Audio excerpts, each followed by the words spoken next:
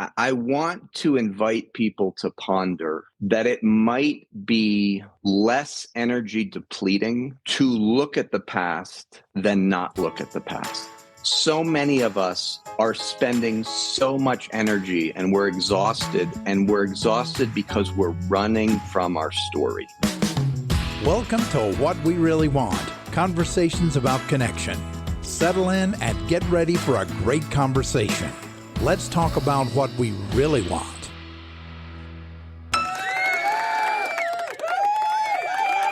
Does it just seem like yesterday that we were at episode number 1? Yes. And here we are. This is episode 50, Episode y'all. 50. Maybe 2 days ago. We were very 2 days nervous. ago. Fair enough. I don't think you were. Bobby, were you? I speak for you, but What'd you maybe say? not. Were you nervous that first episode? Absolutely. Yeah, I was too. I was just nervous that y'all were going to say something stupid. Oh, come on. I was nervous about how I was going to sound. Yeah. I thought I was going to sound stupid. Yes. Okay. I didn't think I was going to say anything stupid, but I thought I was going to sound By stupid. show of hands, who listened and thinks that they sound better on a podcast than they sound in real life? Only when I have a cold. Only when you have, okay, yeah. Well, I don't know what I sound like in real life, but Worse.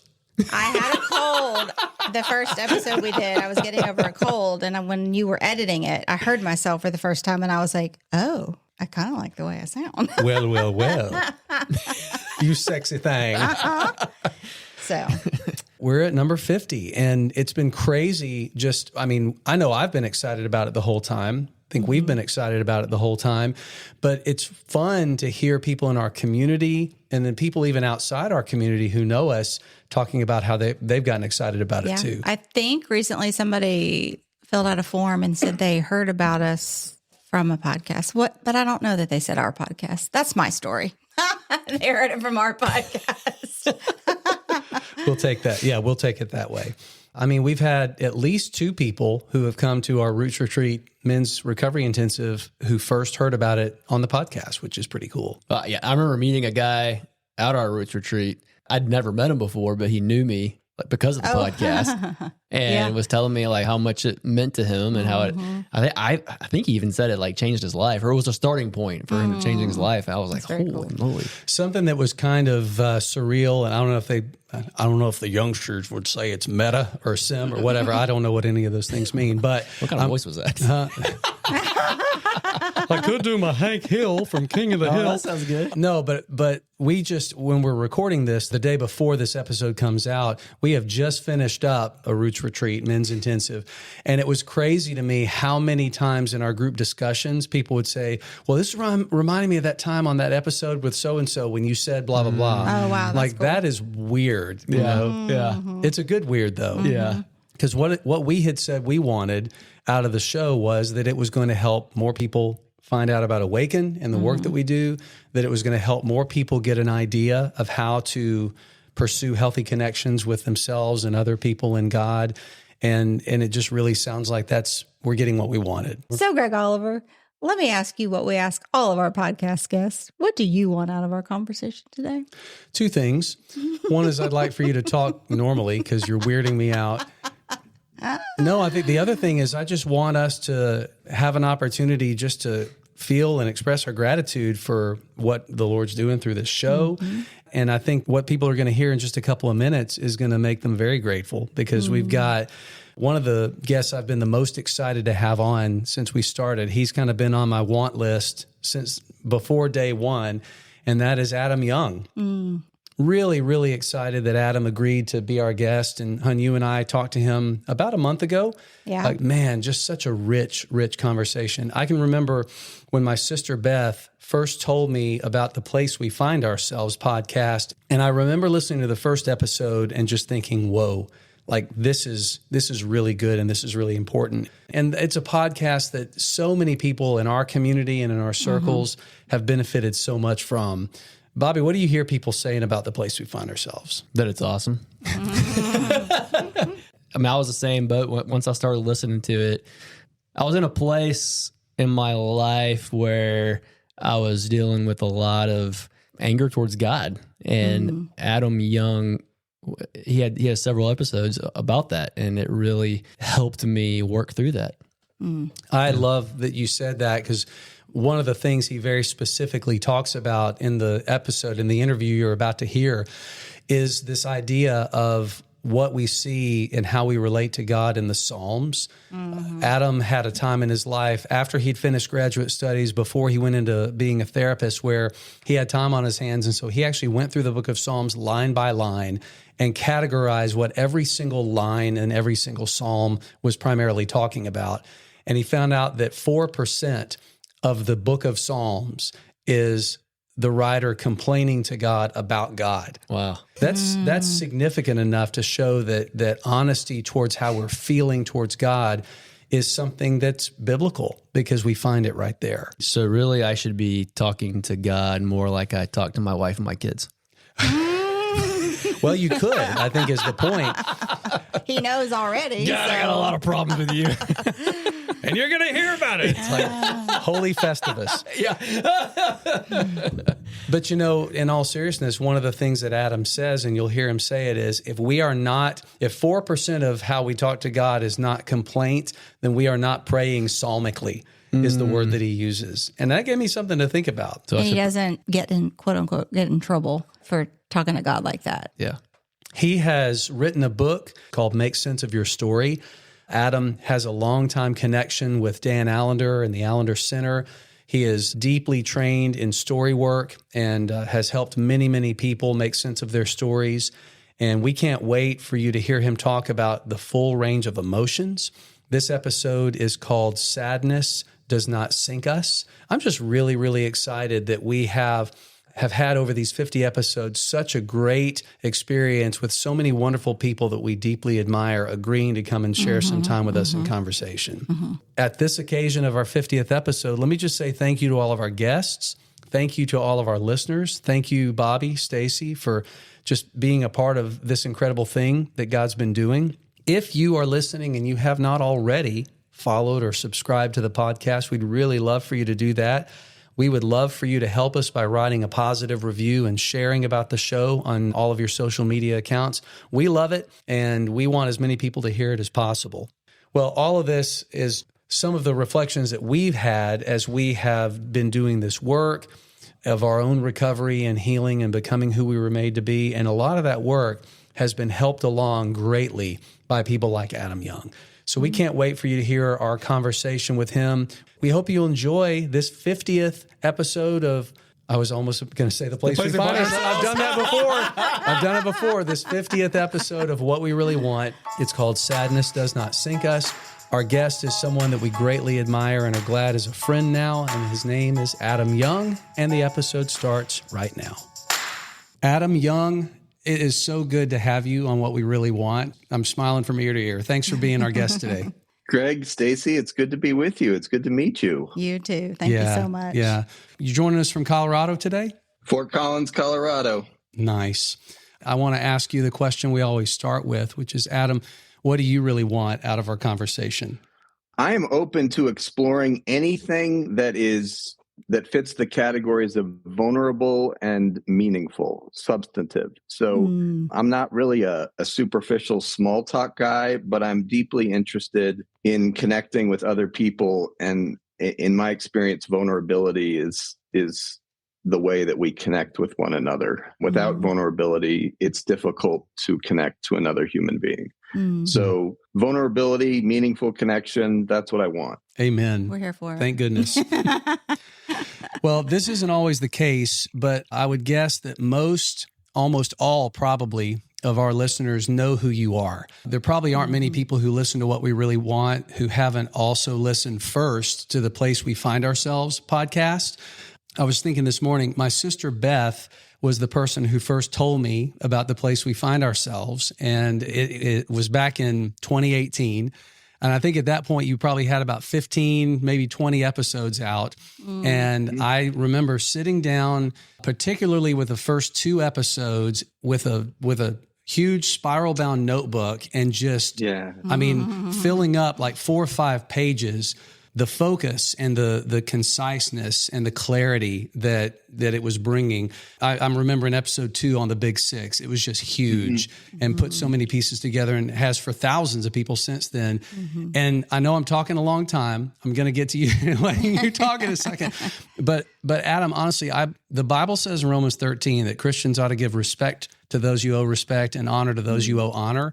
And I really just wanted to take a minute before we get into what else we're going to be talking about today and just give you some honor, Adam. The way that you show and communicate compassion to people who have been harmed, and the way that you name harm, not glossing over it, calling it what it is, sometimes using terms like wickedness, evil, the way that you've allowed your story of harm and healing to become a place where other people are invited to do the same thing. And I think we both just want to say thank you for the gift that you have given us and so many other people.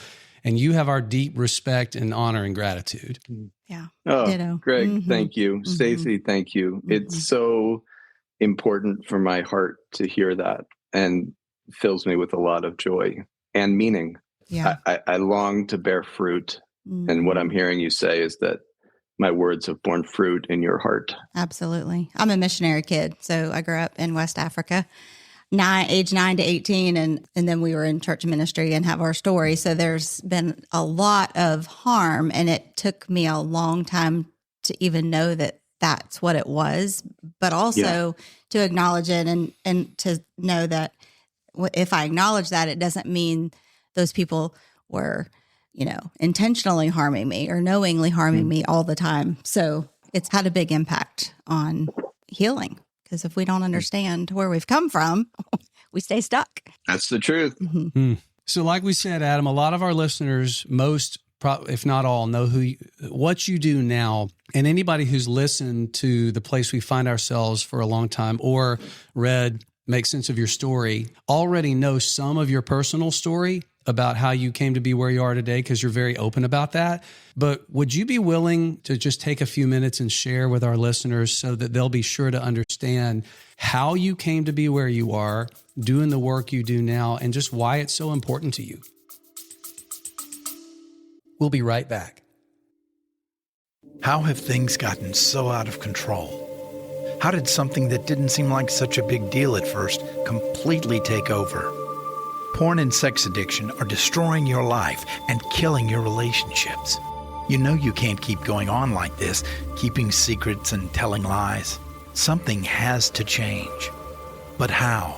Most men who struggle with unwanted or addictive sexual behavior have tried to fix it on their own. But sex addiction is powerful and complicated. Recovery is possible, but it isn't easy. It requires us to focus on more than just behavior. It requires us to look at our whole lives and the parts of our stories that contribute to addiction. If you're ready to find freedom, maybe it's time for you to get to the roots. The Roots Retreat is a 4-day therapeutic and spiritual intensive. You'll work with therapists and coaches who specialize in sex addiction and recovery. You'll learn how to take healthy ownership of your behavior. You'll discover how your life experiences set the stage for addiction to develop. You'll see how God factors into your struggle, and you'll learn effective tools for ongoing recovery after the retreat. If you're ready to stop trying what doesn't work, if you're ready to experience real hope, healing, and change, let's get to the roots. Visit awakenrecovery.com/Roots Retreat or click the Roots Retreat link in show notes. Well, I got my master's degree in social work in 1999, so a long time ago, but I did not practice. I did not go in to practice as a therapist, because when I graduated, I was clear about two things. Number one, I had significant symptoms that I couldn't understand or figure out how to make go away. And number two is I didn't know how to help people. And so I did other stuff for a long time. And then I began practicing therapy in 2013, largely because I was a pastor at the time. And the most important part of pastoring for me was engaging one-on-one with people's hearts, stories, what they were going through. And so I was actually doing therapeutic work without being a therapist, just because that's how I engage with people. It's what I care about. Yeah. The reason I love being a therapist now is because a lot of people subscribe to like Netflix and Hulu and all that stuff, and they watch shows, especially in the evening, and those are stories. And oftentimes they're stories of trauma. Mm.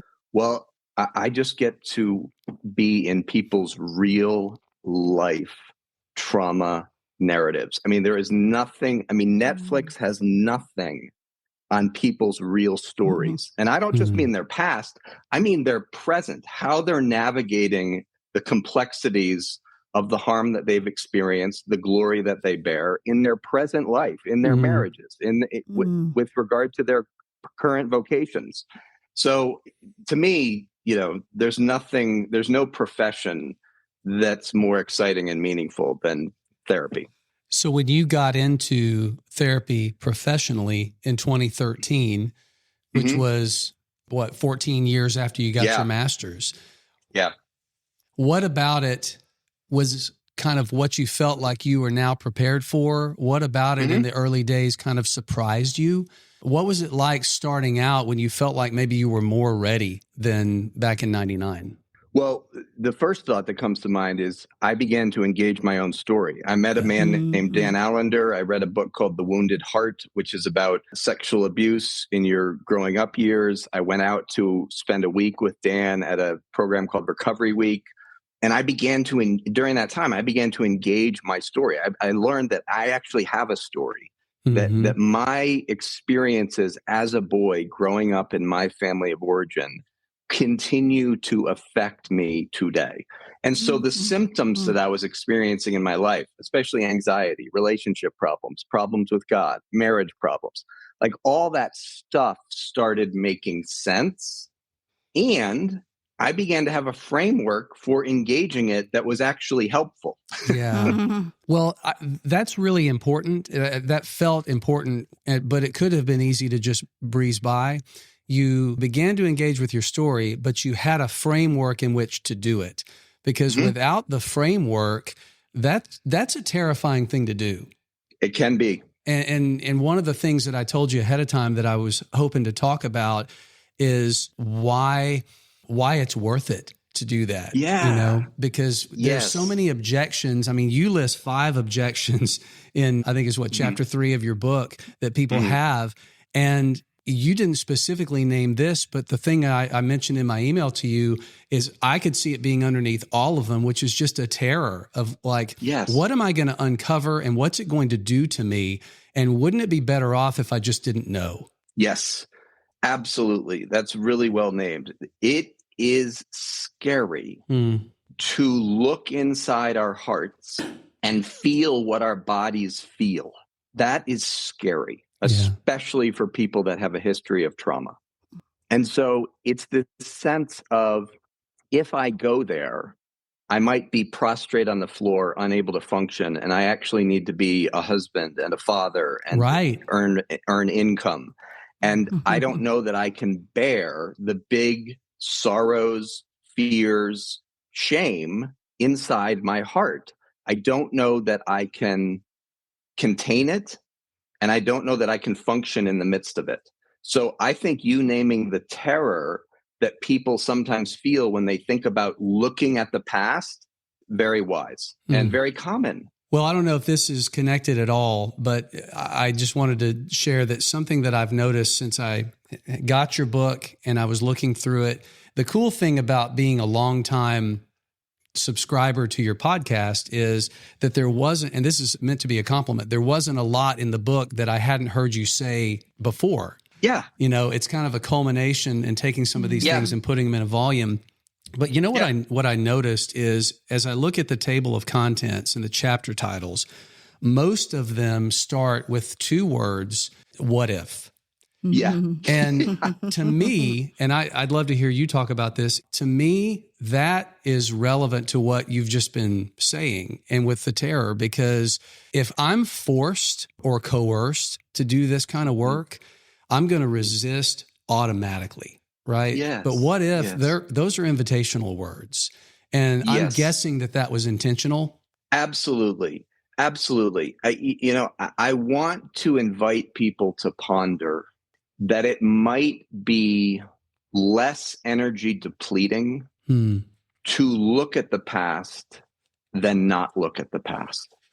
So Barbara Brown Taylor is a theologian and a writer, and she has a great sentence in one of her books where she says that sadness does not sink a person. It is the energy you spend trying to avoid sadness that sinks a person.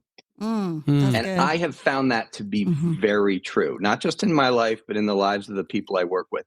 So many of us are spending so much energy and we're exhausted because we're running from our story. We don't want to look at the past, but the past is in our bodies. It's in our cells and our tissues. It's there. And if you don't look at it, it's going to come out sideways. Yes. And also, I can push the ball down the field for a while before that happens. And I can keep avoiding, because if I'm engaging with the parts of my story that involved pain, the very engagement is going to involve more pain. That's right. And who wants That's right, that? Greg. And who wants that? Well, in your addiction, you could have asked for help. You didn't know really where to go to even think about engaging your story. I didn't even get that far, You didn't get that because far. when I was in church ministry and struggling with a sexual addiction, to get help meant that the catastrophic consequence that I feared was going to happen. And that blocked me from being willing or able to even think about asking for help. And I didn't have that, but like for me, it was like the insecurity and my value is in, I thought, being a worship pastor's wife and being very helpful and kind, and ask Stacey, she'll do it. She'll be on time. She's dependable. And I'm like, oh my gosh. But I was so lonely and I was not really fulfilled. And I didn't know really what to do either, other than these are idols and you need to turn from them. But like, what does that even mean? And so when everything blew up with him, well, I had that to deal with, but then that's when I really got to be able, to look at my own past, and then it's been quite the journey. I'll say that, but it's good. Yes. With all of this pain and trauma, like I am more settled and at peace, and our marriage is in a place that, oh gosh, I would never go back. So it's been, yeah. And you cuss a lot too. And I cuss a lot now. I had 2 in my arsenal before, and now I feel like I know all of them. Now you have more, but it's endearing. It's sweet. It's precious. So Adam, getting back to what we've been talking about with the cost and the benefit of engaging with our story, because there's both. There's a lot of benefit that anybody who has followed you has heard you talk about, but there's also great cost. I mean, one of the things just personally I've noticed since, because I was in my late 30s when I started doing real authentic, truthful, vulnerable work. And now after discovering and naming many ways throughout my life in which I experienced harm, I realized like I carry that with me, that awareness with me all the time. And that's part of the cost. I feel a little measure of sadness every single day. Yes. And that is something that, well, I was 38 when things started to change for me. I was probably well into my 40s before I came to a point where I could see that carrying sadness every day might not be a bad thing. And I've talked with many other people who have noticed the same thing. And so I may be asking you to repeat, but I think I'm asking you to go deeper into something that we've been talking about the last few minutes is for that objection of like, why is it worth it? Why is it worth it? Well, for Christian folks, the psalmist puts it like this: the Lord has enlarged me in my distress. The way Paul will say that is that we're called to rejoice with those who rejoice and mourn with those who mourn. Both texts are getting at the same idea. God is very interested in enlarging our hearts so that we are just as apt to be laughing one minute as we are to be weeping the next. That's what it means to grow in the image and likeness of Christ. It means to have a fuller heart with more capacity for sorrow and more capacity for joy. The word that I'm getting at is it means to come alive. So, in John 10:10, when Jesus says, I have come for you to have abundant life, he's talking about vitality, the aliveness of the human heart. And when we are in addictions, compulsions, when we're running from our story, our hearts are smaller. Like we are a fraction of the size that we could be. Yep. I think about it was for freedom Yes. that I set you free. That Yes. like came alive to me in this recovery process. Cause I was like, I'm not just free. I'm free to be free and like experience it. And I couldn't until so much was unpacked. Yes. Yeah. I noticed something when you talked about the smallness a minute ago. And I'm just thinking back to when I would feel like in the darkest, and thankfully now I'm having to think back a long way. Because life has been different, but just how the way I've described it is when I would be feeling the most hopeless in my addiction because I had no one that I was talking to and Stacey didn't know any of it. The physical sensation that I felt, I call it scooped out. I felt small and I felt hollowed out and like almost like my whole being was going to cave in. Yep. And now, just yesterday, there were some situations going on that are really difficult. And it's not good. It's not fun. I don't like how it feels, but it feels very, very different because it doesn't feel like that smallness or that I'm, shrinking down or scooped out. There really is a different sense of being able to still be present, even when there's an unpleasant emotion going on. Yes. And what you're putting words to, if I'm hearing you right, is that you have more relational connection now and you are able to reach out when you are in need. Mm-hmm. And when you were 35, you were utterly alone with whatever was going on inside of you. Yes. I'm thinking, Hun, about 2 years ago, there was just some stuff that we were working through.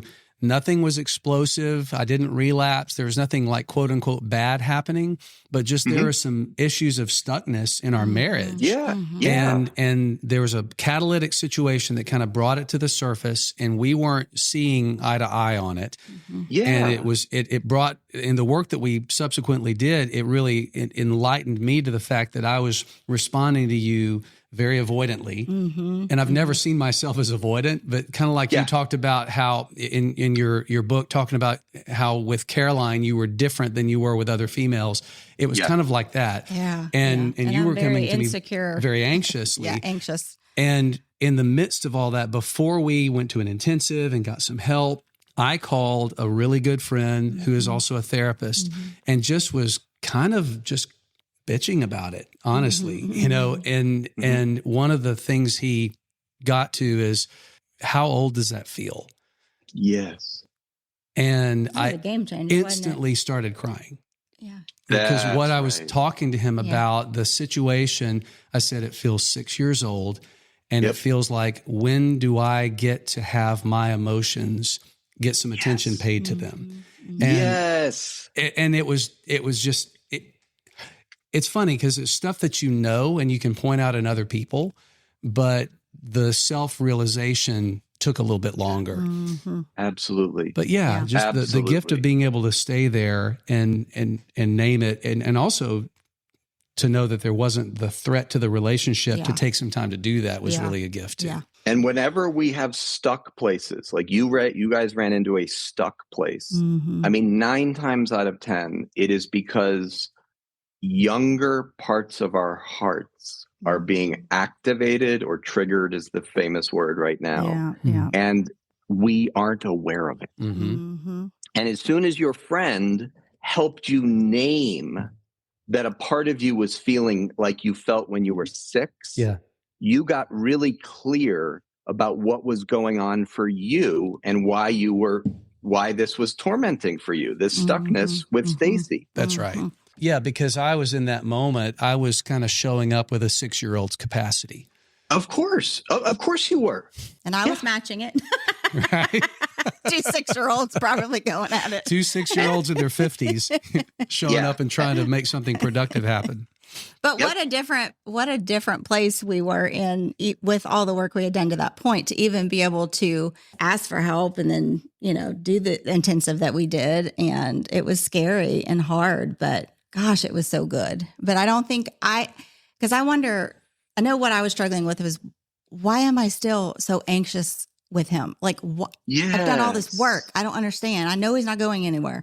But when he packs the suitcase, I'm still like coming undone. Yes. And then when we did our intensive and realized some of those parts still needed attention, you know, and there was stuff we didn't know. We just weren't having words for. But it was amazing to me that we were in the good place that we were in.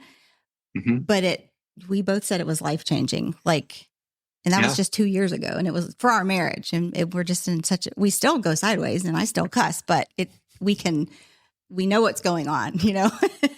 So I have a question about some of the stuff we've been talking about the last several minutes with engaging with the sadness, realizing that, like the quote that you cited, not the sadness, but the energy we spend to avoid the sadness that sinks a person. I would imagine, and you can tell me if this is accurate or not, that in your practice and in your experience working with a lot of different people, that there have been some who identify as Christians and others who don't. Have you found that it trends in either direction, that a person's faith experience makes it easier or harder to show up for this kind of work? Because I think I know what you would say, but I want to hear you say it. Well, in my experience, folks that have, broadly speaking, and kind of an evangelical Christian background have so many barriers to feeling their feelings. Yes. Yeah. Because it has not been culturally welcomed in their communities growing up. Right. It hasn't been modeled. There are no rituals for sorrow. There's no expressions. Anger is like this bad thing. You're not supposed to get angry, especially if you're a Christian woman. Like anger is just anathema. And this stuff is absolute hogwash. I mean, we are emotional beings, and every single interaction, every single emotional expression is a mixture of dignity and depravity. And a lot of people don't understand that there's great dignity in these emotional reactions that they've been taught need to be kind of put away and at least not expressed in public. Dignity and godliness. And godliness. Yeah. So beauty. Why would faith leaders discourage that? Well, because it makes their jobs really hard. And frankly, they haven't typically done their own emotional work. Yeah. So they're just deeply uncomfortable with a congregant, a parishioner who's in front of them and is sobbing or is raging. They haven't done their own work with their own sorrow and anger. And so when they're in the presence of big sorrow or big anger, they don't know what to do, and they get dysregulated, and they result to measures of control. Yeah. Because it's still kind of a capacity thing that's showing up in those moments. If they haven't engaged with that and done their own work, then their capacity to be in the presence of that intensity is very, very low. That's right. Well, I think about what you called hogwash. That to be spiritual, it has to be tilted just to the side of positivity. You talk about lament on your podcast. You had an episode where you talked about and then offered a resource of how to write your own psalm. Yeah. I'd love for you to talk about that for people who may not have heard about that yet.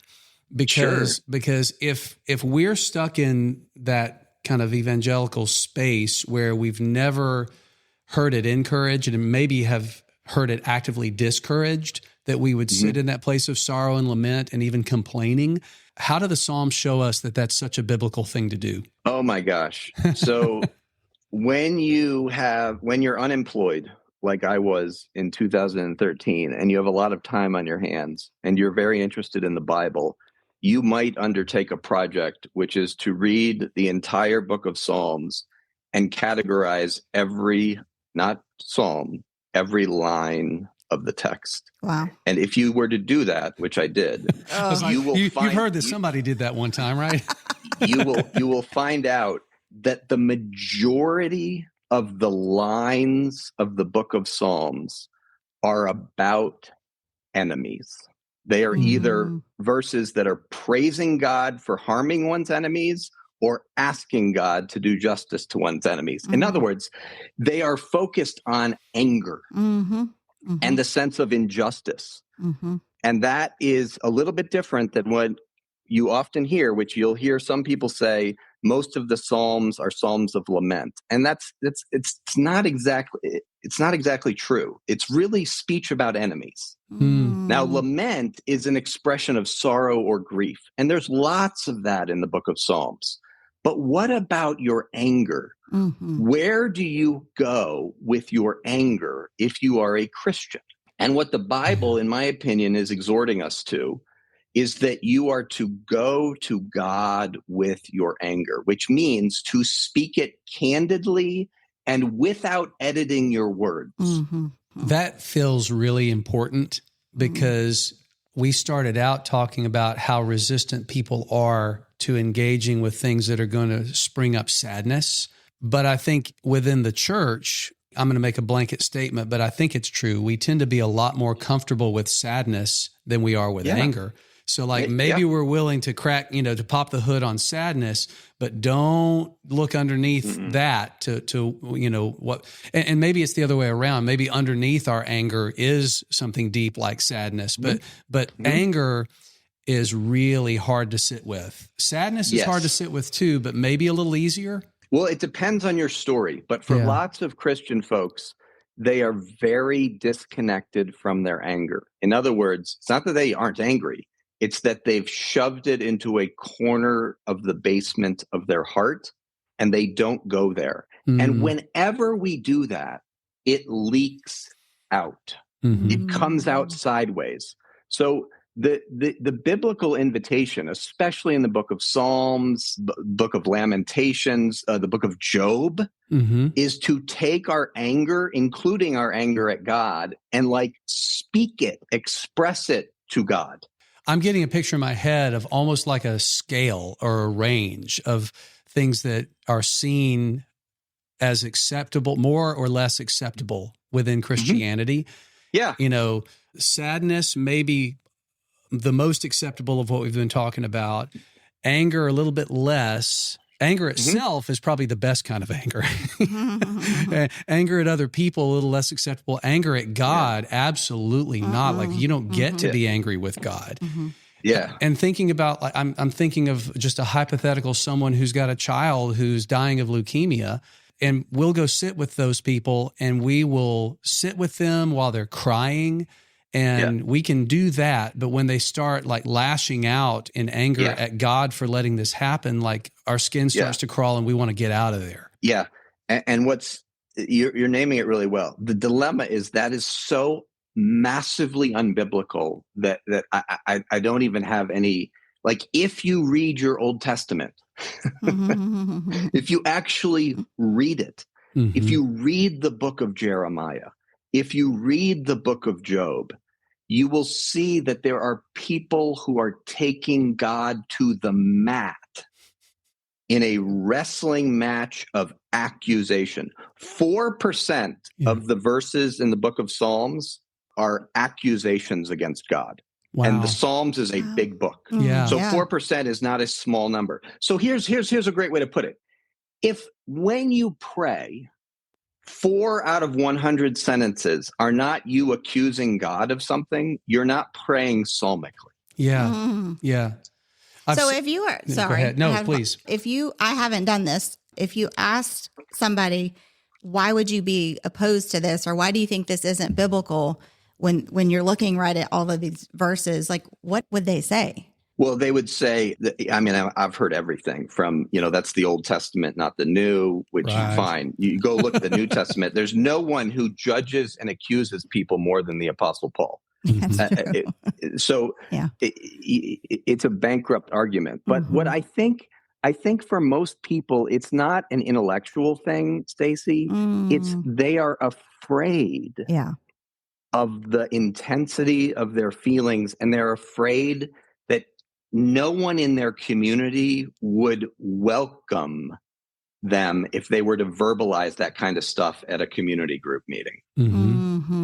That's true. Or if they were to pray it in a small group, that people would be like, you're not supposed to say that stuff. Mm-hmm. In other words, there are relational consequences. And that's why most people, if they do this at all, they do it alone.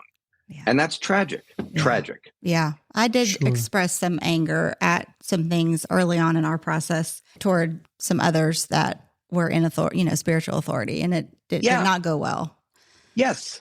Yeah. And that is so sad because the church, above all, needs to be a place where we can be honest and authentic with the big feelings inside of us. And the Bible has lots and lots of texts that do that. And yet Christians tend to be very reluctant to do it. And I think, too, back to the resource that you offered on how to write your own psalm, some of the things that you said about that, I think can really help people feel okay and safe to do the complaining part. Because you talk, and I'd love to hear you, for people who maybe don't know specifically what I'm talking about, kind of the order, the trajectory of doing that work, because it sort of begins and ends with the part that more Christians are comfortable with.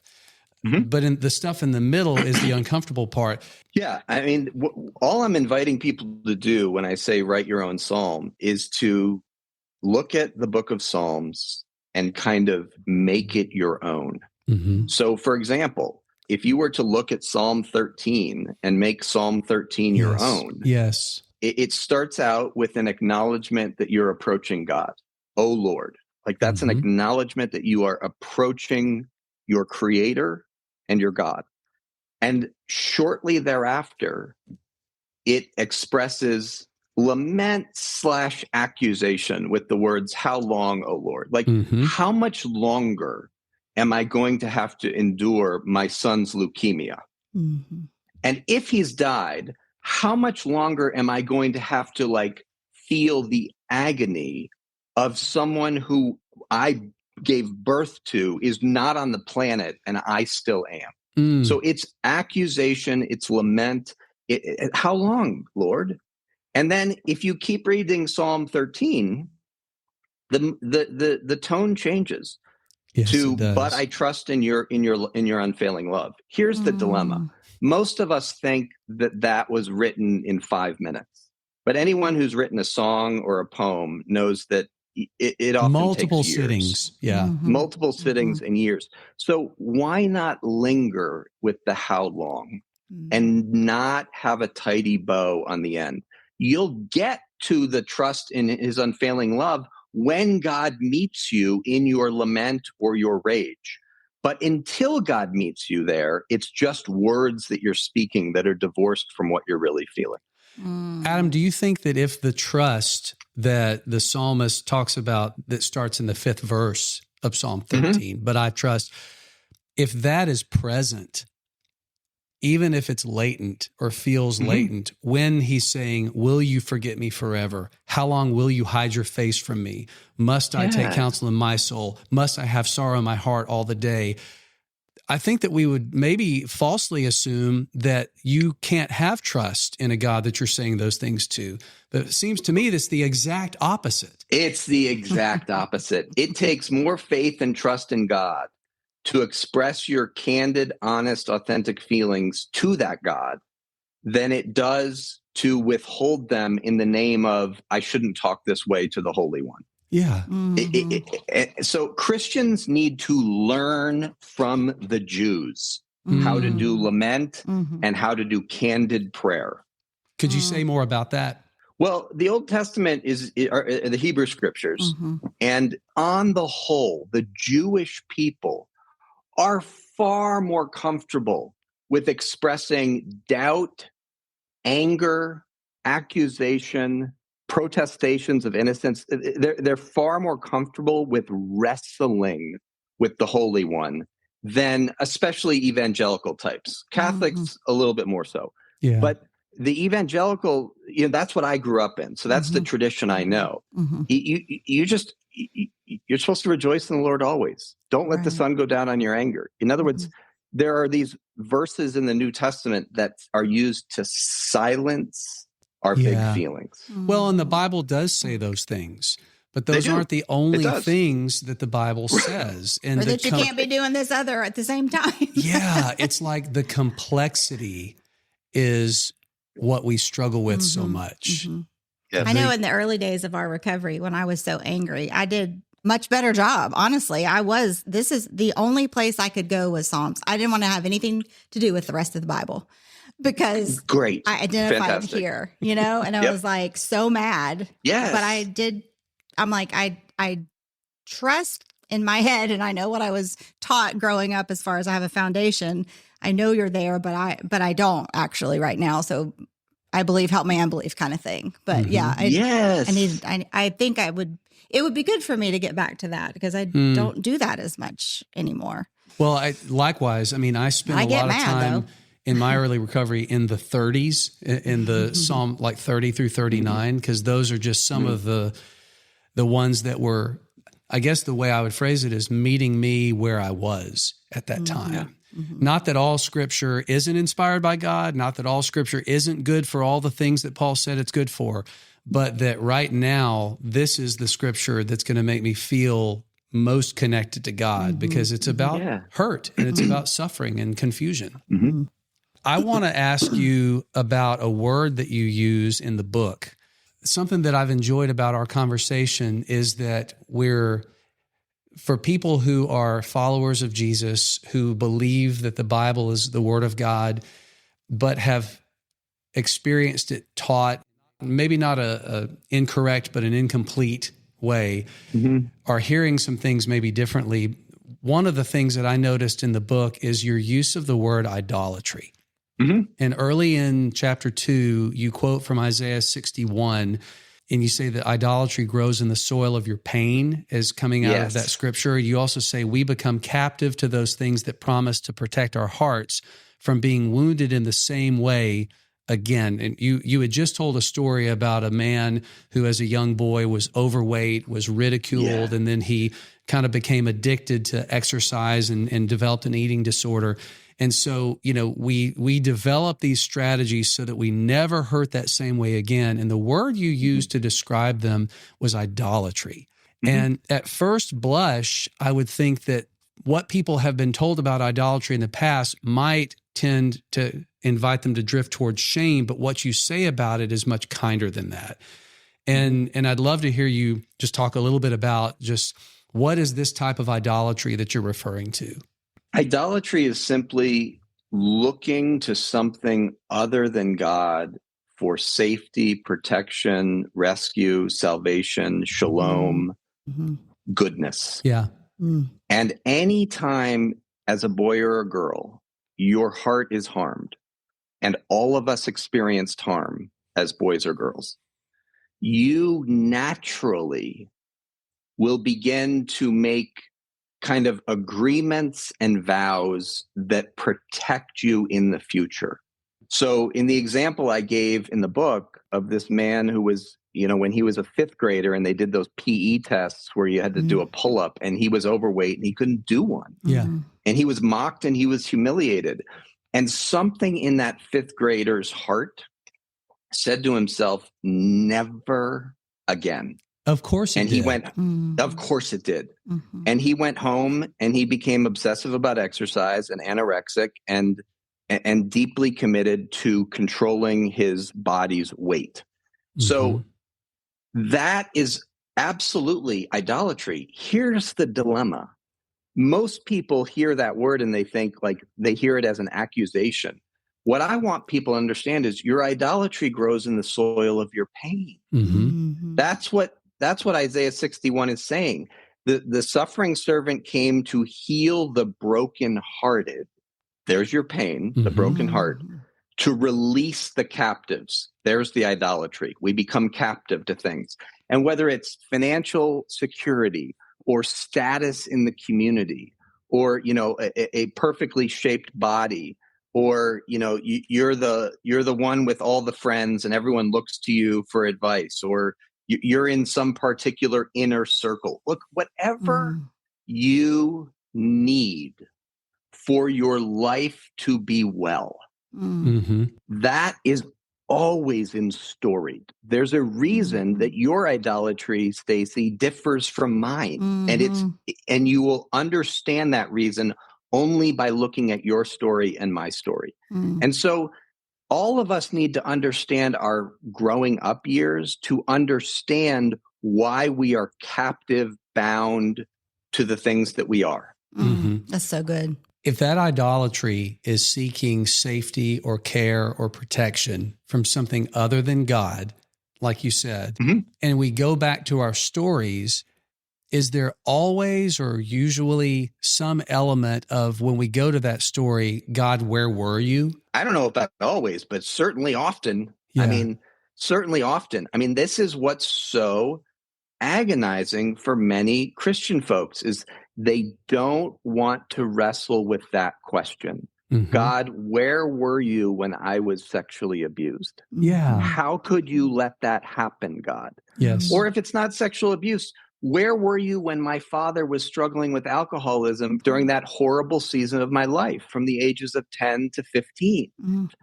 Where were you when my mother was being contemptuously yelled at by my alcoholic father for 4 years and I was powerless to do anything about it? Or when I was one of 12 children and I was neglected and so I found comfort in pornography or whatever. Yes, exactly. We don't want to contend with the Holy One of Israel. We don't want to engage with God about where were you? Yes. Or when our life is blowing up, like yours did, both of you, when you were 38, 39, whenever it was, God, where are you right now? Yes. Yeah. Where are you right now? Because what I was taught was not that this would happen. Yeah. Based on what I obeyed most of the rules. This isn't not what I'm supposed to get. What in the world? That's right. That's right. I feel like it's important to just point out that when we say, of course, you asked that question, or, that makes so much sense that you thought that you had to do it yourself, or that you didn't think, or that you thought God had abandoned you. To say, of course, that's not stipulating that what they feel is something that you believe was true, or that you even think that that's what they at their deepest place believe is true. I think that I've talked to some Christian leaders who have been afraid to say no wonder or of course to something that involved sin or destructive behavior because of a fear that it's going to be received as license. But wouldn't it be different if we didn't assume that the people are doing these destructive things because they really want to? Yeah. It's the title of your podcast, What We Really Want. Yeah. And this is not new. Thomas Chalmers, Puritan writer, talks about the expulsive power of a new affection. And that's just old English language for whenever you are desiring something, your affection, that is not serving you, there's always a deeper desire underneath there that is actually quite beautiful and lovely. And so many people don't understand that.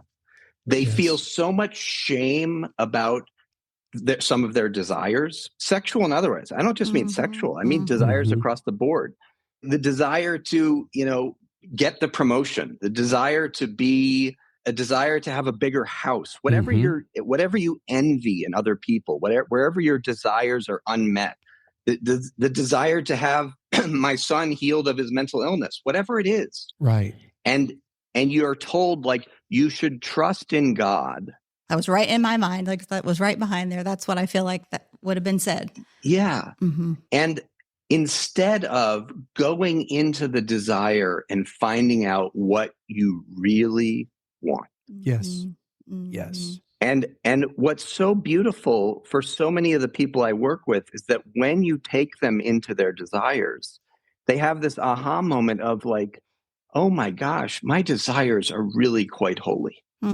They are being expressed in an unholy way, but boy, oh boy, my desire for connection, relational intimacy, my desire for goodness in my marriage, my desire for to be welcomed and to belong in my community. Like these desires are so holy. And this is part of what it means to be created in the image of God. A moment ago, Adam, you said we haven't grown up hearing people saying it that way or saying those things. And as we wrap up, I want to just come back to gratitude, because there are a lot more people speaking that way now. Yes. Than there used to be. There are a lot more people speaking that way now than when we began our journey along this path. And some of those people that I think are speaking it most succinctly, widely, ways that we just celebrate, we heard about them from you.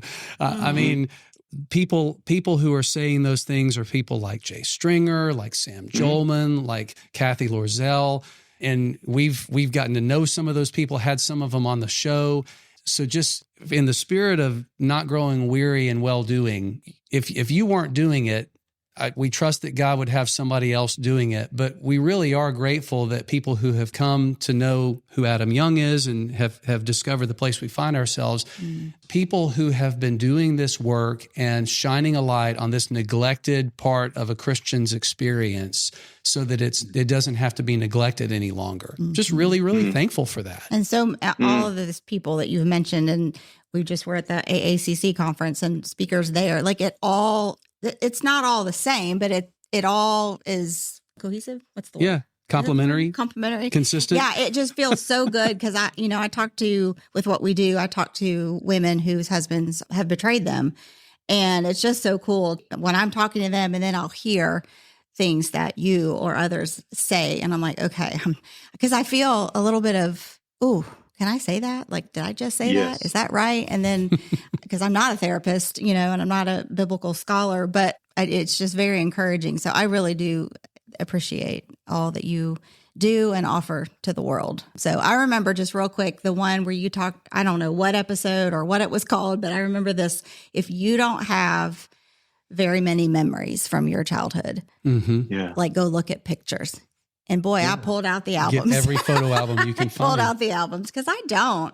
I remember some things, but I just, So that was just a small thing, but it was just one thing that I remember. It was really helpful. I know that you know this, but I just want to affirm that the fruit of this work that you've decided to do and the direction that you've decided to do it in is connecting in so many healing ways with so many people, just even in our world and far beyond it. Yeah.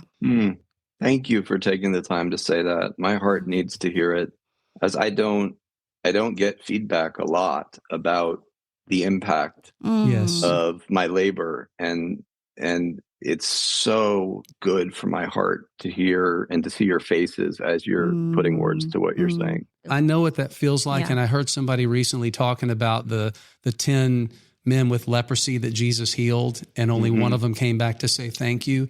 It's such an easy thing to do, because when you find the healing and you're celebrating, you're living the life, right? It's like, we don't want to fault people for living the life, but just, again, honor where it's due. Just wanted to let you know about the impact, and I'm glad that it is meaningful for you. We're going to let people know in the show notes, if they don't already follow the podcast, how they can do that, how they can get the book. Anything else you'd like people to know before we finish up? Well, if you're interested in exploring your story, the reason I wrote the book, Make Sense of Your Story, is to give you a guide to doing that, and kind of an invitation / provocation, like an I dare you in an inviting way. So pick up a copy of Make Sense of Your Story. If you want to know more about conferences and things that I do, you can go to adamyoungcounseling.com. Yes, and I've gone to several of those, and I can tell you from firsthand experience, it's worth it. It doesn't cost a lot of money, and it's worth every penny. Thanks very much for saying that, Greg. Adam, Stacey, it's good to be with you. Oh, Thank you. Thank you so much for spending some time with us. Thank you. We'd love to hear from you. If you have questions, feedback, topics you'd like to hear us talk about on the show, click the Send Us a Message link in the show notes of any episode.